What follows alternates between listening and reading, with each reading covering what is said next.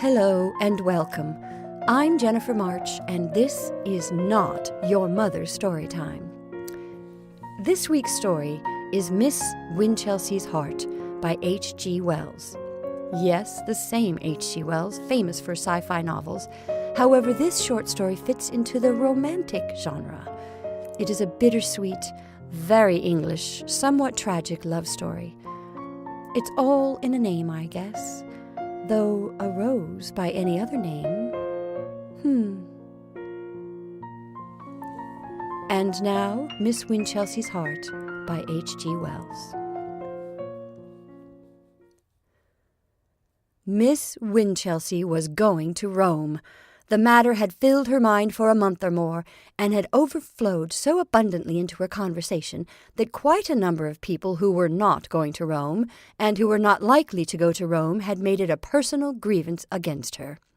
Some indeed had attempted, quite unavailingly, to convince her that Rome was not nearly such a desirable place as it was reported to be, and others had gone so far as to suggest behind her back that she was dreadfully stuck up about that Rome of hers.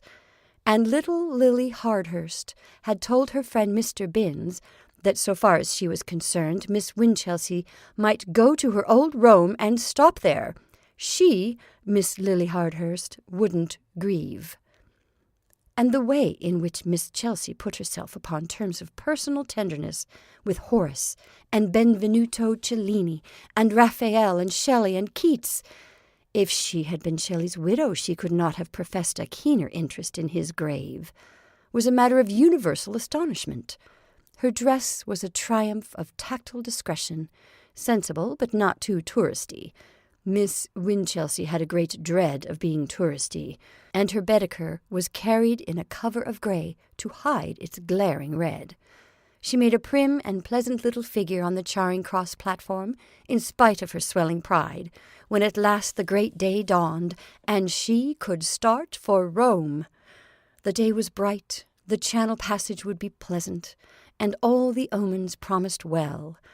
There was the gayest sense of adventure in this unprecedented departure. She was going with two friends who had been fellow students with her at the training college, nice, honest girls both, though not so good at history and literature as Miss Winchelsea. They both looked up to her immensely, though physically they had to look down, and she anticipated some pleasant times to be spent in stirring them up to her own pitch of aesthetic and historical enthusiasm. They had secured seats already, and welcomed her effusively at the carriage door. In the instant criticism of the encounter, she noted that Fanny had a slightly touristy leather strap, and that Helen had succumbed to a serge jacket with side pockets, into which her hands were thrust. But they were much too happy with themselves and the expedition for their friend to attempt any hint at the moment about these things.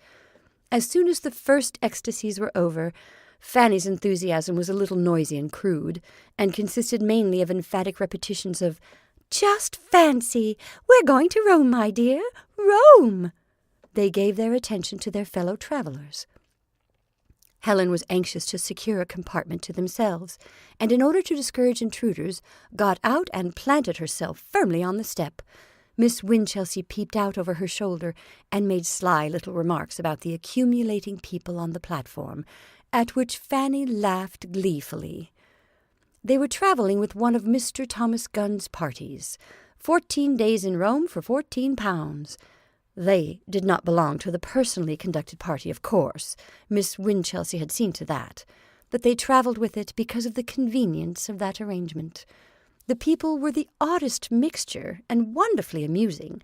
There was a vociferous, red-faced, polyglot personal conductor in a pepper-and-salt suit, very long in the arms and legs, and very active.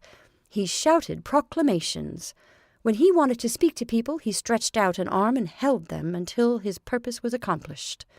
One hand was full of papers, tickets, counterfoils of tourists. The people of the personally conducted party were, it seemed, of two sorts: people the conductor wanted and could not find, and people he did not want and who followed him in a steadily growing tail up and down the platform. These people seemed indeed to think that their one chance of reaching Rome lay in keeping close to him. 3 little old ladies were particularly energetic in his pursuit, and at last maddened him to the pitch of clapping them into a carriage and daring them to emerge again. For the rest of the time, 1, 2, or 3 of their heads protruded from the window, wailing enquiries about a little wickerwork box whenever he drew near. There was a very stout man with a very stout wife in shiny black. There was a little old man like an aged hostler. "What can such people want in Rome?" asked Miss Winchelsea. "What can it mean to them?" There was a very tall curate in a very small straw hat, and a very short curate encumbered by a long camera stand. The contrast amused Fanny very much. Once they heard someone calling for Snooks. "I always thought that name was invented by a novelist," said Miss Winchelsea. "Fancy, Snooks! I wonder which is Mr. Snooks." Finally, they picked out a very stout and resolute little man in a large check suit.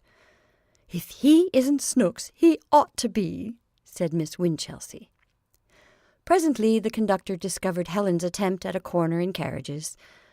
"Room for 5, he bawled, with a parallel translation on his fingers. A party of 4 together, mother, father, and 2 daughters, blundered in, all greatly excited. "It's all right, Ma, you let me," said one of the daughters, hitting her mother's bonnet with a handbag she struggled to put in the rack.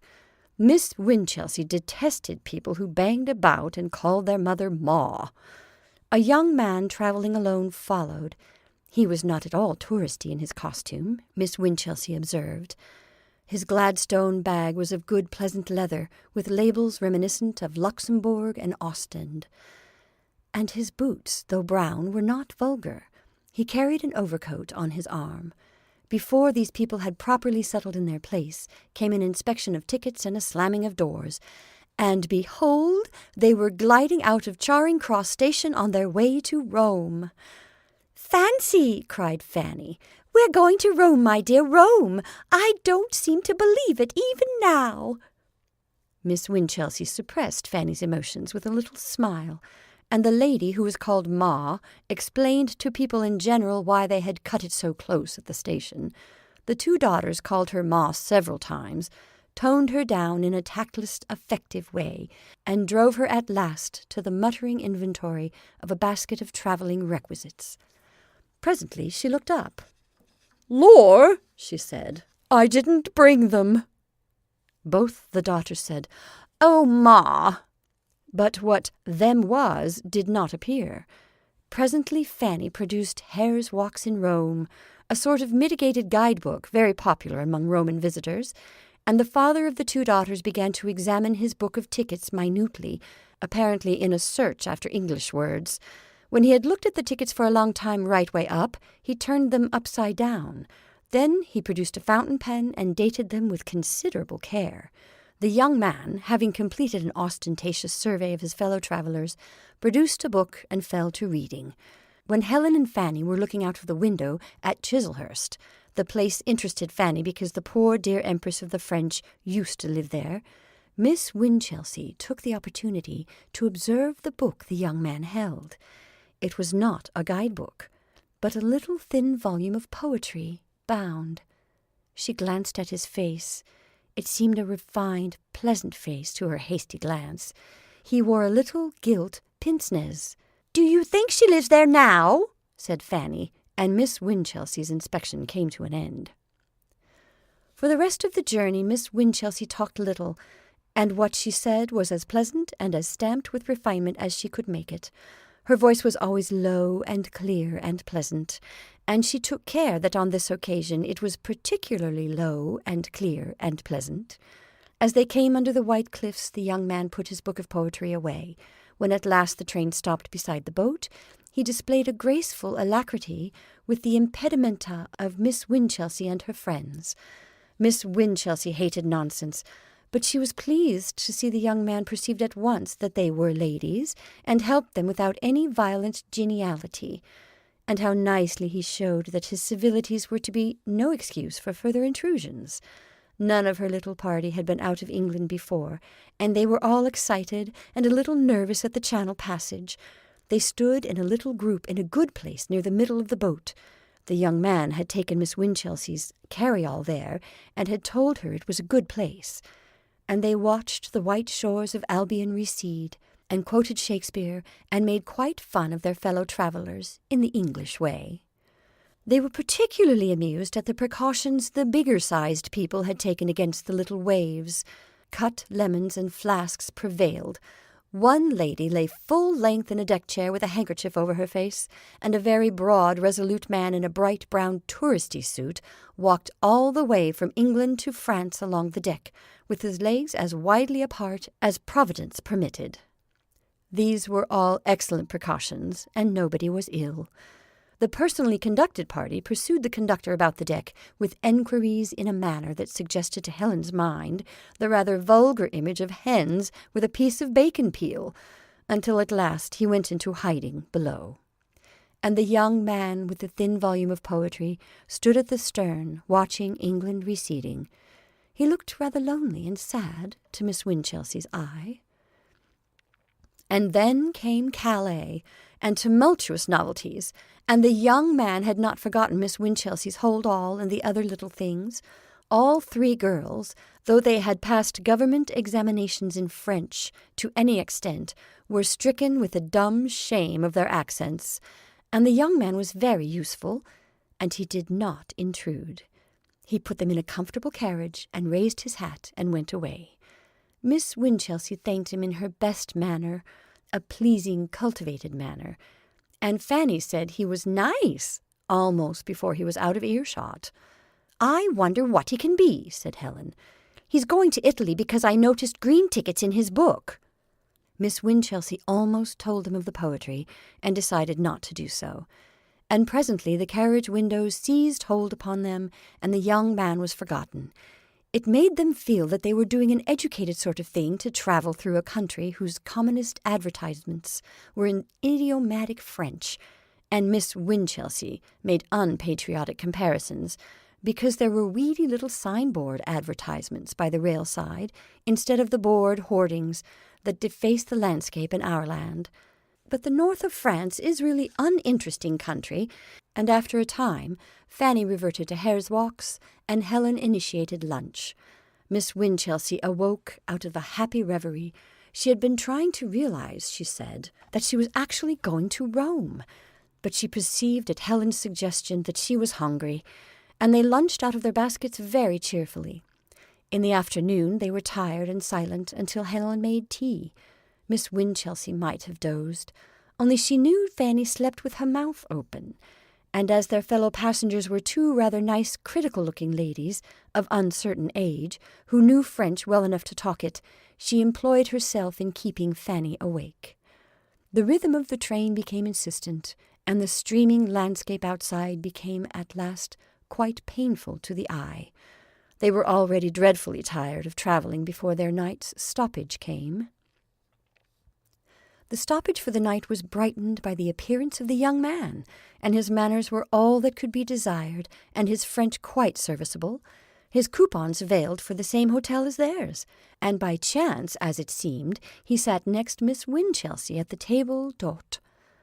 In spite of her enthusiasm for Rome, she had thought out some such possibility very thoroughly, and when he ventured to make a remark upon the tediousness of travelling, he let the soup and fish go by before he did this, she did not simply assent to his proposition, but responded with another. They were soon comparing their journeys, and Helen and Fanny were cruelly overlooked in the conversation. It was to be the same journey, they found. One day for the galleries at Florence. "From what I hear," said the young man, "it is barely enough." And the rest at Rome. He talked of Rome very pleasantly. He was evidently quite well read, and he quoted Horace about Soracte. Miss Winchelsea had done that book of Horace for her matriculation, and was delighted to cap his quotation. It gave a sort of tone to things, this incident, a touch of refinement to mere chatting. Fanny expressed a few emotions, and Helen interpolated a few sensible remarks, but the bulk of the talk on the girls' side naturally fell to Miss Winchelsea. Before they reached Rome, this young man was tacitly of their party. They did not know his name nor what he was, but it seemed he taught, and Miss Winchelsea had a shrewd idea he was an extension lecturer. At any rate, he was something of that sort, something gentlemanly and refined, without being opulent and impossible. She tried once or twice to ascertain whether he came from Oxford or Cambridge, but he missed her timid importunities. She tried to get him to make remarks about those places, to see if he would say, "Come up" to them instead of "go down." She knew that was how you told a varsity man. He used the word varsity, not university, in quite the proper way. They saw as much of Mr. Ruskin's Florence as the brief time permitted. He met them in the Pitti Gallery and went round with them, chatting brightly and evidently very grateful for their recognition. He knew a great deal about art, and all four enjoyed the morning immensely. It was fine to go around recognizing old favorites and finding new beauties, especially why so many people fumbled helplessly with Baedeker. Nor was he a bit of a prig, Miss Winchelsea said, and indeed she detested prigs. He had a distinct undertone of humour, and was funny, for example, without being vulgar, at the expense of the quaint work of Beato Angelico. He had a grave seriousness beneath it all, and was quick to seize the moral lessons of the pictures. Fanny went softly among these masterpieces. She admitted she knew so little about them, and she confessed that to her they were all beautiful. Fanny's beautiful inclined to be a little monotonous, Miss Winchelsea thought. She had been quite glad when the last sunny Alp had vanished, because of the staccato of Fanny's admiration. Helen said little, but Miss Winchelsea had found her a little wanting on the aesthetic side in the old days, and was not surprised. Sometimes she laughed at the young man's hesitating, delicate little jests, and sometimes she didn't, and sometimes she seemed quite lost to the art about them, in the contemplation of the dresses of the other visitors. At Rome the young man was with them intermittently.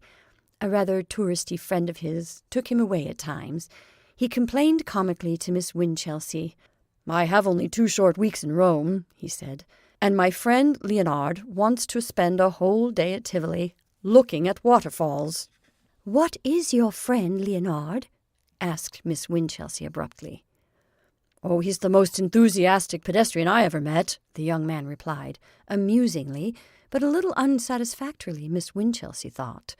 They had some glorious times, and Fanny could not think what they would have done without him. Miss Winchelsea's interest and Fanny's enormous capacity for admiration were insatiable. They never flagged. Through pictures and sculpture galleries, immense crowded churches, ruins and museums, Judas trees and prickly pears, wine carts and palaces, they admired their way unflinchingly. They never saw stone pine or eucalyptus, but they named and admired it. They never glimpsed Soracte, but they exclaimed. Their common ways were made wonderful by imaginative play. "Here Caesar may have walked," they would say. "Raphael may have seen Soracte from this very point. They happened on the tomb of Bibulus." "Old Bibulus," said the young man. "The oldest monument of Republican Rome," said Miss Winchelsea. "I'm dreadfully stupid," said Fanny, "but who was Bibulus?" There was a curious little pause. "Wasn't he the person who built the wall?" said Helen. The young man glanced quickly at her and laughed. "That was Balbus," he said. Helen reddened, but neither he nor Miss Winchelsea threw any light upon Fanny's ignorance about Bibulus. Helen was more taciturn than the other 3, but then she was always taciturn, and usually she took care of the tram tickets and things like that, or kept her eye on them if the young man took them, and told him where they were when he wanted them. Glorious times they had, these young people, and in the pale brown cleanly city of memories that was once the world. Their only sorrow was the shortness of the time. They said, indeed, that electric trams and the 70 buildings, and that criminal advertisement that glares upon the Forum outraged their aesthetic feelings unspeakably, but that was only part of the fun. And indeed, Rome is such a wonderful place that it made Miss Winchelsea forget some of her more carefully prepared enthusiasms at times, and Helen, taken unawares, would suddenly admit the beauty of unexpected things. Yet Fanny and Helen would have liked a shop window or so in the English Quarter if Miss Winchelsea's uncompromising hostility to all other English visitors had not rendered that district impossible. The intellectual and aesthetic fellowship of Miss Winchelsea and the scholarly young man passed insensibly towards a deeper feeling.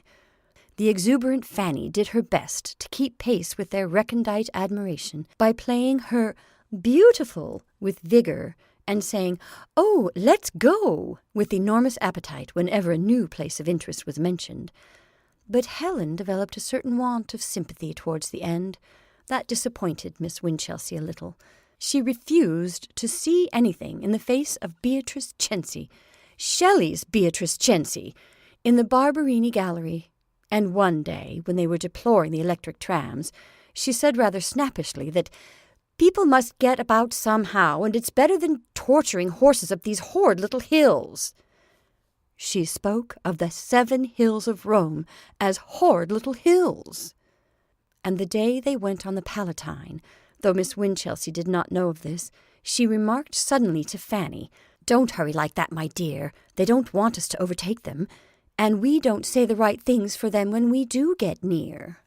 "I wasn't trying to overtake them," said Fanny, slackening her excessive pace.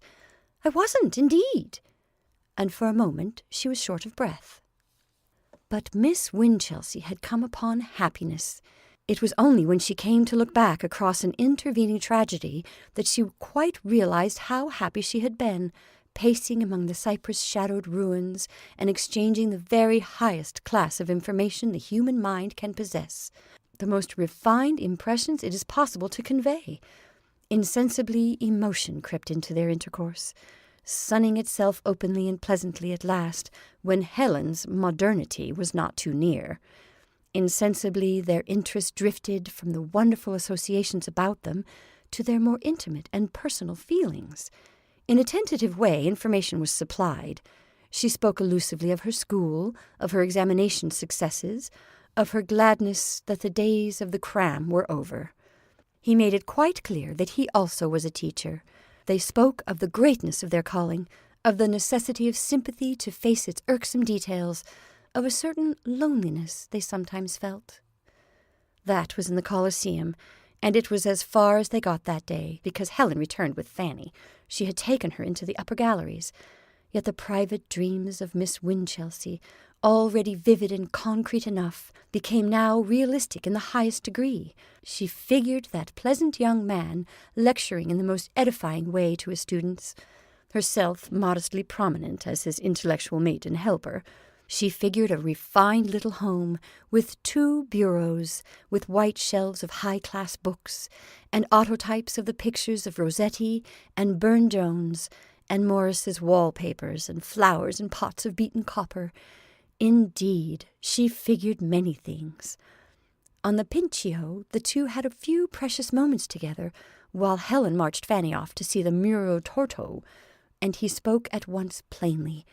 He said he hoped their friendship was only beginning, that he already found her company very precious to him, that indeed it was more than that. He became nervous, thrusting at his glasses with trembling fingers as though he fancied his emotions made them unstable. "I should, of course," he said, "tell you things about myself. I know it is rather unusual my speaking to you like this, only our meeting has been so accidental, or providential, and I am snatching at things. I came to Rome expecting a lonely tour, and I have been so very happy, so very happy. Quite recently, I found myself in a position I have dared to think, and—" He glanced over his shoulder and stopped. He said, "Damn," quite distinctly, and she did not condemn him for that manly lapse into profanity. She looked and saw his friend Leonard advancing. He drew nearer. He raised his hat to Miss Winchelsea, and his smile was almost a grin. "I've been looking for you everywhere, Snooks," he said. "You promised to be on the piazza steps half an hour ago." Snooks! The name struck Miss Winchelsea like a blow in the face. She did not hear his reply. She thought afterwards that Leonard must have considered her the vaguest-minded person. To this day she is not sure whether she was introduced to Leonard or not, nor what she said to him. A sort of mental paralysis was upon her. Of all offensive surnames, Snooks! Helen and Fanny were returning. There were civilities, and the young men were receding. By a great effort she controlled herself to face the enquiring eyes of her friends. All that afternoon she lived the life of a heroine, under the indescribable outrage of that name, chatting, observing, with Snooks gnawing at her heart. From the moment that it first rang upon her ears, the dream of her happiness was prostrate in the dust. All the refinement she had figured was ruined and defaced by that cognomen's unavoidable vulgarity. What was that refined little home to her now? Spite of autotypes, Morse papers, and bureaus. Athwart it, in letters of fire, ran an incredible inscription: Mrs. Snooks. That may seem a little thing to the reader, but consider the delicate refinement of Miss Winchelsea's mind. Be as refined as you can, and then think of writing yourself down Snooks. She conceived herself being addressed as Mrs. Snooks by all the people she liked least, conceived the patronymic, touched with a vague quality of insult. She figured a card of grey and silver bearing Winchelsea, triumphantly effaced by an arrow, Cupid's arrow, in favour of Snooks. Degrading confession of feminine weakness. She imagined the terrible rejoicings of certain girlfriends, of a certain grocer cousins from whom her growing refinement had long since estranged her. How they would make it sprawl across the envelope that would bring their sarcastic congratulations. Would even his pleasant company compensate her for that? "It is impossible," she muttered. "Impossible! Snooks!" She was sorry for him, but not so sorry as she was for herself. For him she had a touch of indignation. To be so nice, so refined, while all the time he was Snooks. To hide under a pretentious gentility of demeanour. The badge sinister of his surname seemed a sort of treachery. To put it in the language of sentimental science, she felt he had led her on. There were, of course, moments of terrible vacillation, a period even when something almost like passion bid her throw refinement to the wind. And there was something in her, an unexpurgated vestige of vulgarity, that made a strenuous attempt at proving that Snooks was not so very bad a name after all.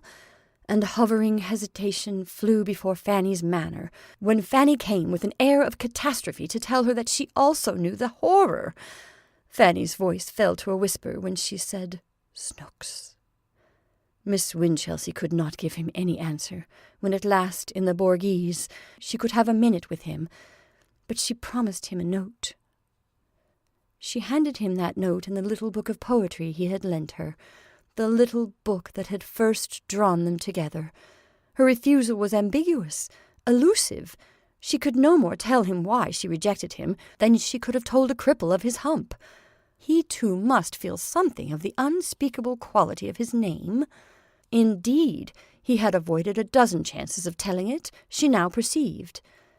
So she spoke of obstacles she could not reveal, reasons why the thing he spoke of was impossible. She addressed the note with a shiver. E.K. Snooks. Things were worse than she had dreaded. He asked her to explain. How could she explain? Those last 2 days in Rome were dreadful. She was haunted by his air of astonished perplexity. She knew she had given him intimate hopes, and she had not the courage to examine her mind thoroughly for the extent of her encouragement. She knew he must think her the most changeable of beings. Now that she was full of retreat, she would not have even perceived his hints of a possible correspondence. But in that matter he did a thing that seemed to her at once delicate and romantic. He made a go-between of Fanny. Fanny could not keep the secret, and came and told her that night under a transparent pretext of needed advice. "Mr. Snooks," said Fanny, "wants to write me. Fancy! I had no idea. But should I let him?" They talked it over long and earnestly, and Miss Winchelsea was careful to keep the veil over her heart. She was already repenting his disregarded hints. Why should she not hear of him sometimes, painful though his name must be to her? Miss Winchelsea decided it might be permitted, and Fanny kissed her good night with unusual emotion. After she had gone, Miss Winchelsea sat for a long time at the window of her little room. It was moonlight, and down the street a man sang Santa Lucia with almost heart-dissolving tenderness. She sat very still. She breathed a word very softly to herself. The word was Snooks. Then she got up with a profound sigh and went to bed. The next morning he said to her meaningly, "I shall hear of you through your friend." Mr. Snooks saw them off from Rome with that pathetic, interrogative perplexity still on his face, and if it had not been for Helen, he would have retained Miss Winchelsea's hold-all in his hand as a sort of encyclopedic keepsake. On their way back to England, Miss Winchelsea, on 6 separate occasions, made Fanny promise to write her the longest of letters. Fanny, it seemed, would be quite near Mr. Snooks. Her new school, she was always going to new schools, would be only 5 miles from Steely Bank, and it was in the Steely Bank Polytechnic, and 1 or 2 first-class schools, that Mr. Snooks did his teaching. He might even see her at times. They could talk much of him. She and Fanny always spoke of him, never of Mr. Snooks, because Helen was apt to say unsympathetic things about him. Her nature had coarsened very much, Miss Winchelsea perceived, since the old training college days. She had become hard and cynical. She thought he had a weak face, mistaking refinement for weakness, as people of her stamp are apt to do. And when she heard his name was Snooks, she said she had expected something of that sort. Miss Winchelsea was careful to spare her own feelings after that, but Fanny was less circumspect. The girls parted in London, and Miss Winchelsea returned with a new interest in life to the girls' high school in which she had been an increasingly valuable assistant for the past 3 years. Her new interest in life was Fanny as a correspondent, and to give her a lead she wrote her a lengthy descriptive letter within a fortnight of her return. Fanny answered very disappointingly. Fanny, indeed, had no literary gift, but it was new to Miss Winchelsea to find herself deploring the want of gifts in a friend. That letter was even criticized aloud in the safe solitude of Miss Winchelsea's study, and her criticism, spoken with great bitterness, was twaddle. It was full of just the things Miss Winchelsea's letter had been full of, particulars of the school, and of Mr. Snooks only this much. "I have had a letter from Mr. Snooks, and he's been over to see me on 2 Saturday afternoons running. He talked about Rome and you. We both talked about you. Your ears must have burnt, my dear."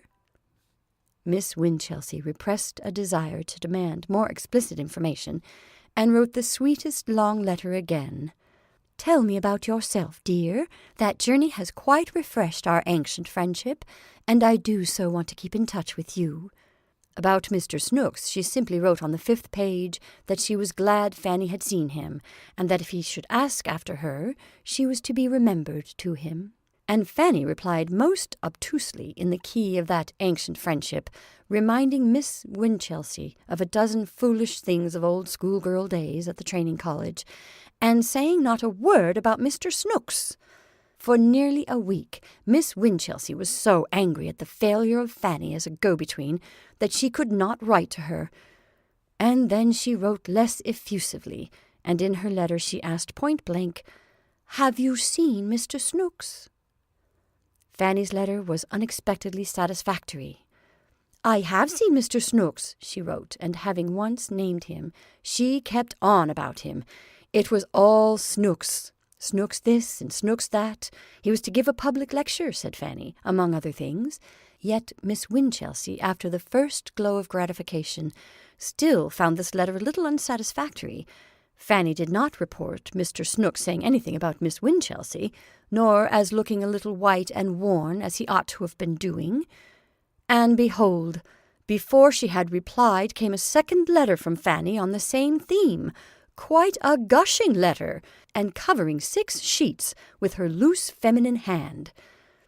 And about this second letter was a rather odd little thing that Miss Winchelsea only noticed as she reread it the 3rd time. Fanny's natural femininity had prevailed even against the round and clear traditions of the training college. She was one of those she creatures born to make all her M's and N's and U's and R's and E's alike, and to leave her O's and A's open and her I's undotted, so that it was only after an elaborate comparison of word with word that Miss Winchelsea felt assured Mr. Snooks was not really Mr. Snooks at all. In Fanny's first letter of gush, he was Mr. Snooks. In her second, the spelling was changed to Mr. Sennox. Miss Winchelsea's hand positively trembled as she turned the sheet over. It meant so much to her, for it had already begun to seem to her that even the name of Mrs. Snooks might be avoided at too great a price, and suddenly this possibility. She turned over the 6 sheets, all dappled with that critical name, and everywhere the first letter had the form of an E. For a time she walked the room with a hand pressed upon her heart. She spent a whole day pondering this change, weighing a letter of inquiry that should be at once discreet and effectual, weighing, too, what action she should take after the answer came. She was resolved that if this altered spelling was anything more than a quaint fancy of Fanny's, she would write forthwith to Mr. Snooks. She had now reached a stage when the minor refinements of behaviour disappear. Her excuse remained uninvented, and she had the subject of her letter clear in her mind, even to the hint that circumstances in my life have changed very greatly since we talked together. But she never gave that hint. There came a 3rd letter from that fitful correspondent Fanny. The first line proclaimed her the happiest girl alive. Miss Winchelsea crushed the letter in her hand, the rest unread, and sat with her face suddenly very still. She had received it just before morning school, and had opened it when the junior mathematicians were well under way. Presently she resumed reading with an appearance of great calm, but after the first sheet she went on reading the 3rd without discovering the error. "Told him frankly I did not like his name," the 3rd sheet began. "He told me he did not like it himself. You know that sort of suddenly frank way he has." Miss Winchelsea did know. "So I said, couldn't you change it? He didn't see it at first. Well, you know, dear, he had told me what it really meant. It means 7 Oaks, only it had got down to Snooks. Both Snooks and Noakes, dreadfully vulgar names though they may be, are really worn forms of 7 Oaks. So I said, even I have my bright ideas at times. If it got down from 7 Oaks to Snooks, why not get it back from Snooks to 7 Oaks? And the long and short of it is, dear, he couldn't refuse me, and he changed his spelling there and then to Sennox for the bills of the new lecture. And afterwards, when we are married, we shall put in the apostrophe and make it Sennox. Wasn't it kind of him to mind that fancy of mine, when many men would have taken offence? But it was just like him all over. He is as kind as he is clever, because he knew as well as I did that I would have him in spite of it, had he been 10 times Snooks. But he did it all the same." The class was startled by the sound of paper being viciously torn, and looked up to see Miss Winchelsea white in the face, with some very small pieces of paper clenched in one hand. For a few seconds they stared at her stare, and then her expression changed back to a more familiar one. "Has anyone finished number 3? She asked in an even tone. She remained calm after that, but impositions ruled high that day, and she spent 2 laborious evenings writing letters of various sorts to Fanny before she found a decent congratulatory vein. Her reason struggled hopelessly against the persuasion that Fanny had behaved in an exceedingly treacherous manner. One may be extremely refined and still capable of a very sore heart. Certainly Miss Winchelsea's heart was very sore. She had moods of sexual hostility, in which she generalized uncharitably about mankind. "He forgot himself with me," she said. But Fanny is pink and pretty and soft, and a fool, a very excellent match for a man." And by way of a wedding present, she sent Fanny a gracefully bound volume of poetry by George Meredith, and Fanny wrote back a glossy, happy letter to say that it was all beautiful. Miss Winchelsea hoped that some day Mr. Sinnox might take up that slim book and think for a moment of the donor. Fanny wrote several times before and about her marriage, pursuing that fond legend of their ancient friendship, and giving up her happiness in the fullest detail. And Miss Winchelsea wrote to Helen for the first time after the Roman journey, saying nothing about the marriage, but expressing very cordial feelings. They had been in Rome at Easter, and Fanny was married in the August vacation. She wrote a garrulous letter to Miss Winchelsea describing her homecoming and the astonishing arrangements of their teeny-weeny little house. Mr. Sinnox was now beginning to assume a refinement in Miss Winchelsea's memory out of all proportion to the fact of the case, and she tried in vain to imagine his cultured greatness in a teeny-weeny little house. "Am busy enamelling a cozy corner," said Fanny, sprawling to the end of her third sheet. "So excuse more." Miss Winchelsea answered in her best style, gently poking fun at Fanny's arrangements, and hoping intensely that Mr. Sinnox might see the letter. Only this hope enabled her to write at all, answering not only that letter, but one in November and one at Christmas. The two latter communications contained urgent invitations for her to come to Steelybank on a visit during the Christmas holidays. She tried to think that he had told her to ask that, but it was too much like Fanny's opulent good nature. She could not but believe he must be sick of his blunder by this time, and she had more than a hope that he would presently write her a letter beginning, "Dear friend." Something subtly tragic in the separation was a great support to her, a sad misunderstanding. To have been jilted would have been intolerable, but he never wrote that letter beginning, "Dear friend." For 2 years, Miss Winchelsea could not go to see her friends, in spite of the reiterated invitations of Mrs. Sevenoaks. It became full Sevenoaks in the 2nd year. Then, one day, near the Easter rest, she felt lonely and without a soul to understand her in the world, and her mind ran once more on what is called platonic friendship. Fanny was clearly happy and busy in her new sphere of domesticity, but no doubt he had his lonely hours. Did he ever think of those days in Rome, gone now beyond recalling? No one had understood her as he had done, no one in all the world. It would be a sort of melancholy pleasure to talk to him again. And what harm would it do? Why should she deny herself? That night she wrote a sonnet, all but the last 2 lines of the octave, which would not come. And the next day she composed a graceful little note to tell Fanny she was coming down. And so she saw him again. Even at the first encounter it was evident he had changed. He seemed stouter and less nervous, and it speedily appeared that his conversation had already lost much of its old delicacy. There even seemed a justification for Helen's description of weakness in his face. In certain lights it was weak. He seemed busy and preoccupied about his affairs, and almost under the impression that Miss Winchelsea had come for the sake of Fanny. He discussed his dinner with Fanny in an intelligent way.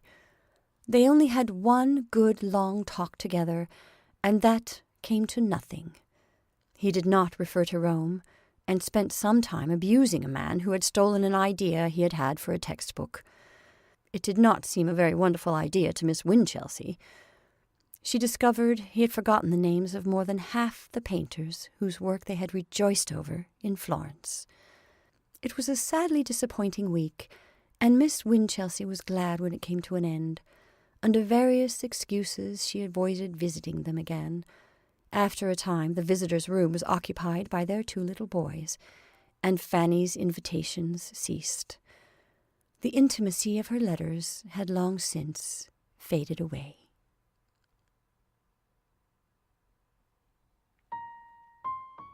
And that's our story for this evening.